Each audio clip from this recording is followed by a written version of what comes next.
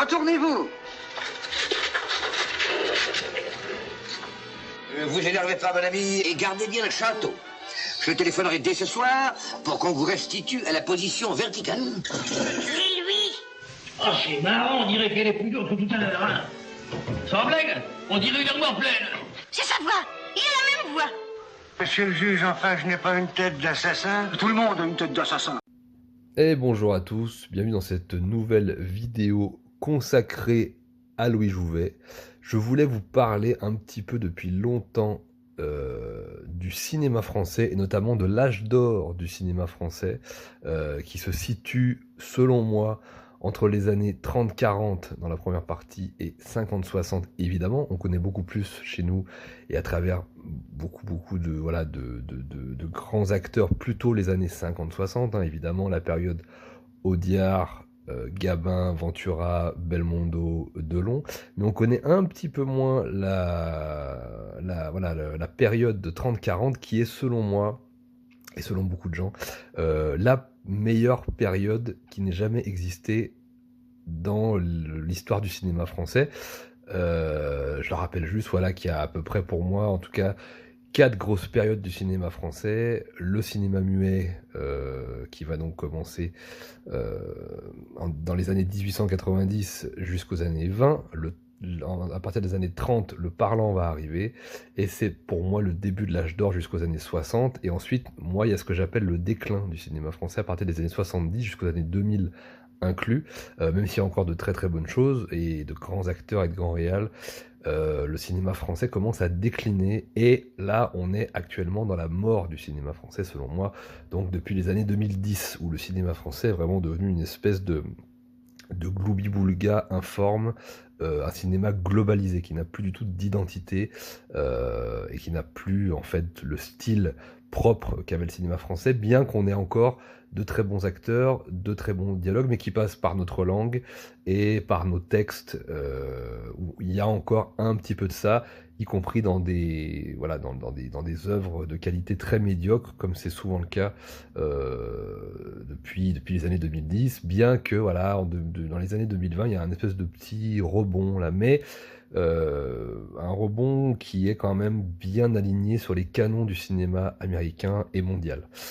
Pour revenir en tout cas au film d'aujourd'hui, donc c'est un film de 1947 réalisé par Jean Dréville. Alors Jean Dréville, réalisateur plutôt, on va dire, souvent considéré comme un bon technicien, comme on dit, au pays du cinéma d'auteur, pas considéré comme un auteur en son temps, mais qui est quand même un bon réalisateur, notamment sur le plan technique, et notamment pour le film qui nous intéresse aujourd'hui, puisqu'il s'agit en fait d'un film où on va voir donc la légende Louis Jouvet jouer plusieurs rôles, et notamment un espèce d'escroc magnifique, ainsi que son sosie, et donc l'escroc magnifique va utiliser ce pauvre homme très discret, très honnête, pour se servir de lui comme alibi pour commettre ses méfaits. Et ce qui est encore plus incroyable, c'est qu'en plus des deux rôles qui sont complètement différents, de l'escroc et de l'honnête homme et qui va être manipulé, etc., l'escroc interprète lui-même dans le film se moule dans plusieurs autres personnages, personnages d'ouvriers, personnages d'aristocrates, pour commettre des méfaits. Et du coup, on a une espèce de palette de jeux absolument délirant et incroyable de Louis Jouvet.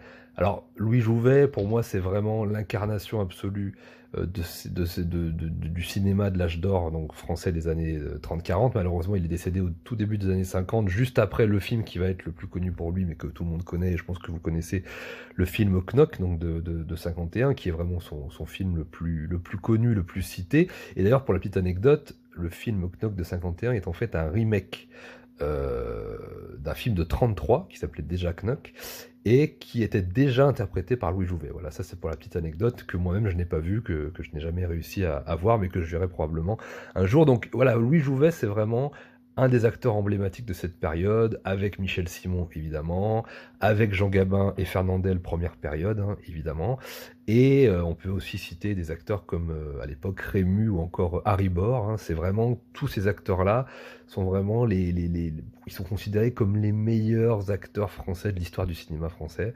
Voilà, alors je mets un peu de côté évidemment l'époque du muet, puisque le muet est une période où le cinéma français ne pouvait pas s'exprimer pleinement dans la mesure où, selon moi, en fait, ce qui fait la force et la qualité du cinéma français, outre ces grands réalisateurs que sont Duvivier, Carnet, Autant-Lara et Clouzot et compagnie, il y en a des dizaines et des dizaines d'autres pendant cette période d'âge d'or.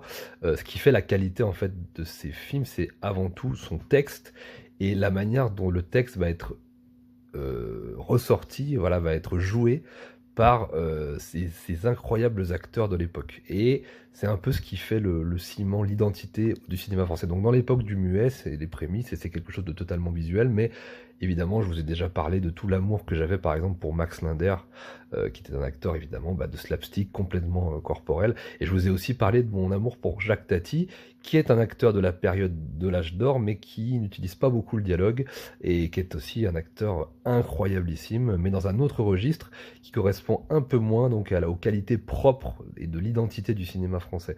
Le cinéma français, ça va vraiment être des grands acteurs portés par des grands textes, eux-mêmes portés par des grandes histoires. D'ailleurs, souvent, ce sont des films qui sont adaptés de grands romans ou de petits romans. Mais voilà. Et donc, je voulais aussi vous parler de Copie conforme. Film, en fait, assez mineur, on va dire, dans la filmographie de Louis Jouvet, où c'est vraiment l'acteur, en fait, qui porte le film, et où le technicien, on va dire, entre guillemets, le réalisateur technicien Jean Dréville, mais qui est un très très bon réal, qui avait réalisé notamment la Cage au Rossignol, que je vous conseille, qui est un très bon réalisateur sur le plan technique. En fait, ça va être la tresse principale du film, c'est Louis Jouvet, et c'est pour ça que je voulais vous en parler. Aujourd'hui, c'est pour les gens qui connaissent déjà Louis Jouvet, voilà, vous connaissez déjà la filmo, mais pour les gens qui voudraient découvrir cet immense acteur français, malheureusement très oublié par le grand public de masse aujourd'hui, eh bien je pense que c'est le film parfait pour rentrer dans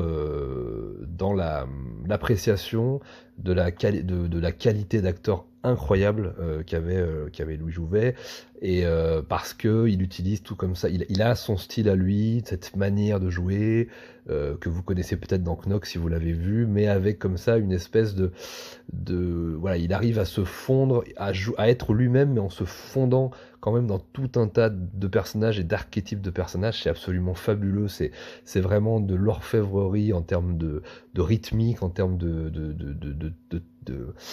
césure de phrases, de pose de texte. C'est vraiment un génie des acteurs, et pour les gens en plus qui sont fascinés par les acteurs comme moi, je pense que vraiment ça peut être quelque chose d'intéressant. Donc vraiment, Copie conforme, c'est un petit film, en fait, petite comédie un peu sur une histoire un peu de polar comédie qui est en fait un prétexte en fait à une espèce de cours de récré pour Louis Jouvet, qui montre un peu toute l'étendue de son talent.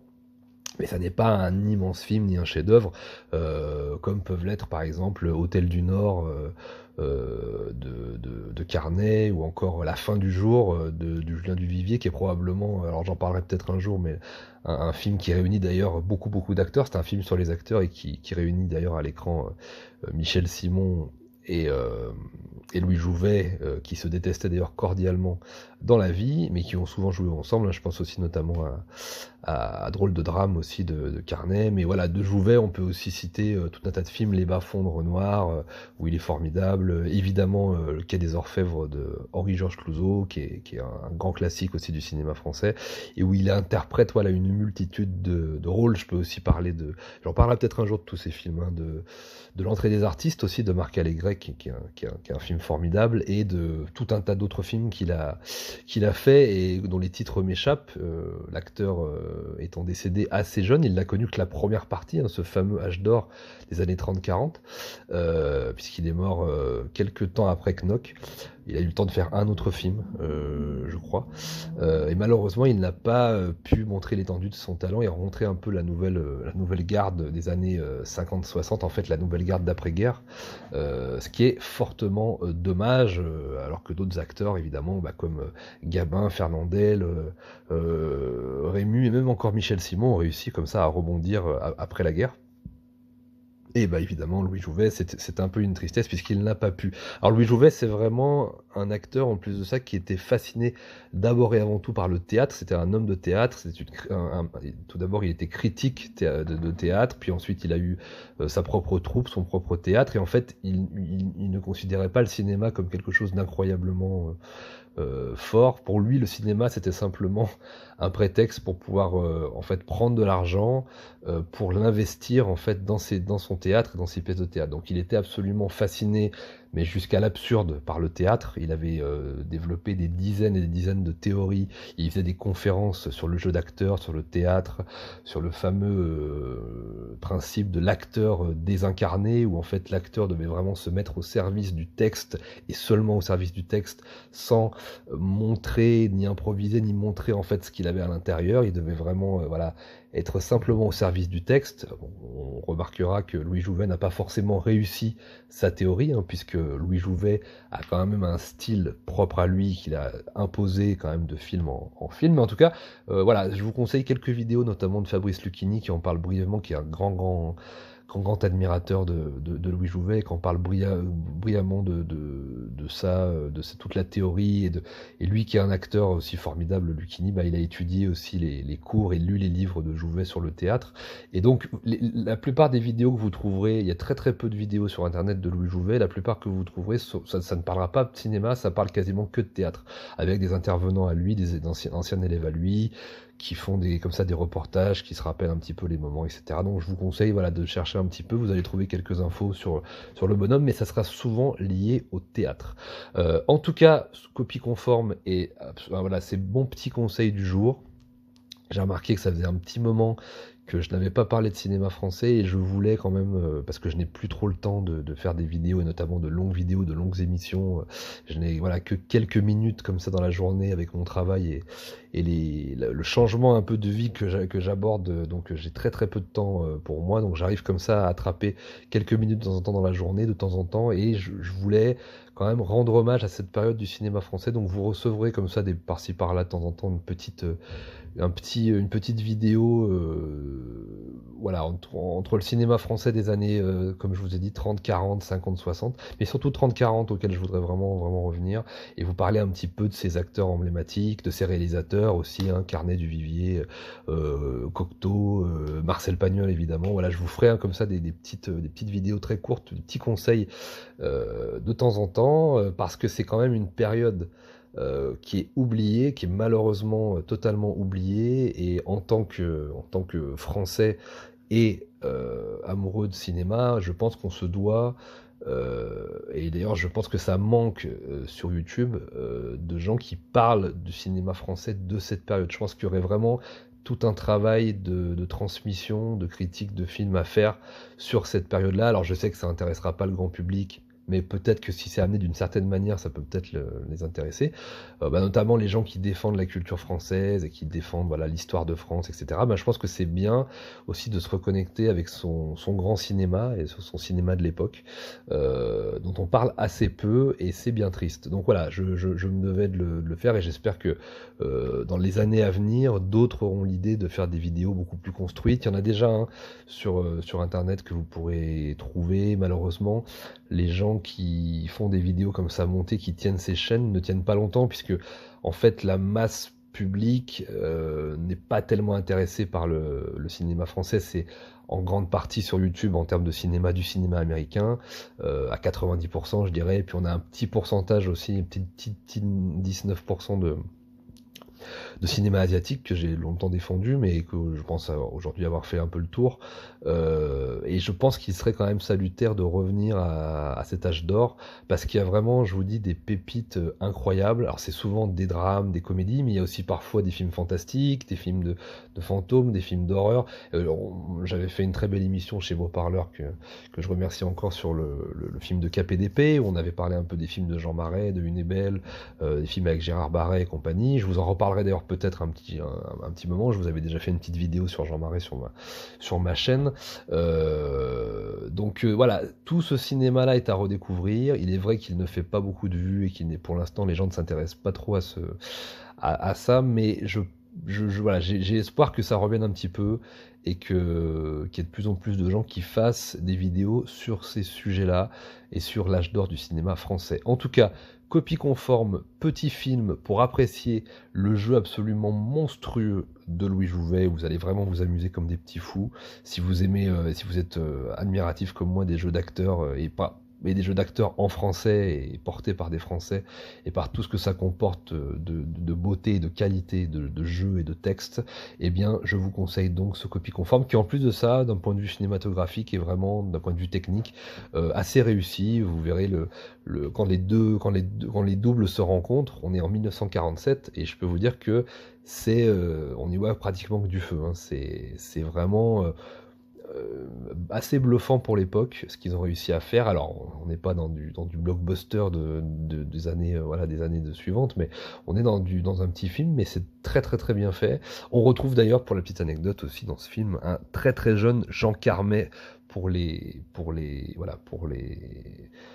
fans de l'acteur, qui est Jean Carmet, qui est un acteur qu'on a plutôt vu dans des films assez vieux et assez vieillissants, mais il a commencé un peu comme Louis de Funès et d'autres, hein, très très très jeune, et là vous allez le voir très très jeune dans un rôle de méchant, où il tient une bonne présence quand même à l'écran, et puis le film est aussi, Louis Jouvet est aussi en duo avec Suzy Delair, on le voit aussi en duo dans Quai des Orfèvres de Clouzot, et c'est toujours admirable. Il y avait aussi de très très grandes actrices, de très très belles actrices françaises aussi dans tous ces films-là, hein, des actrices absolument sublimes, Arletty, Suzy Delair, Daniel Darieux, etc. Voilà.